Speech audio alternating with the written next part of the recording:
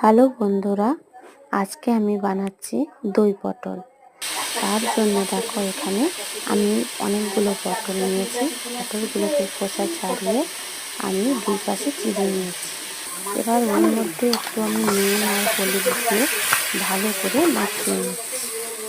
এই পাশে দেখো আমি কড়াই গরম করতে দিয়েছি তেলটা গরম হয়ে গেছে। এরপর আমি ওর মধ্যে পটলগুলো তুলে দিয়েছি। এবার আস্তে আস্তে করে এগুলো ভাজা হতে থাক। এপাশে দেখো আমি একটা বাটিতে নিয়েছি আদা কুচি। আদাটা আমি ভালো করে বেটে নিয়েছি।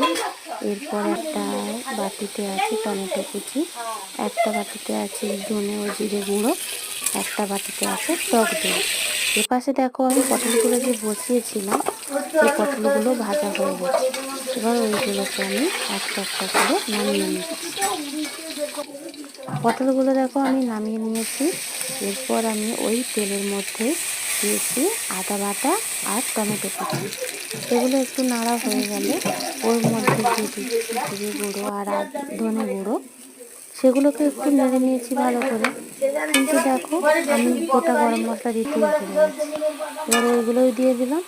তারপর ওর মধ্যে দিয়ে দিলাম লঙ্কা গুঁড়ো আর হলুদ গুঁড়ো দিয়ে আমি ভালো করে মশলাটাকে কষিয়ে নিচ্ছি। খানিকক্ষণ মশলা কষা হয়ে গেছে। তারপরে দিলাম ওর মধ্যে টক দই। ভালো করে আগে টক দইটাকে ফেটিয়ে নিয়ে তারপরে আমি পরে দিচ্ছি।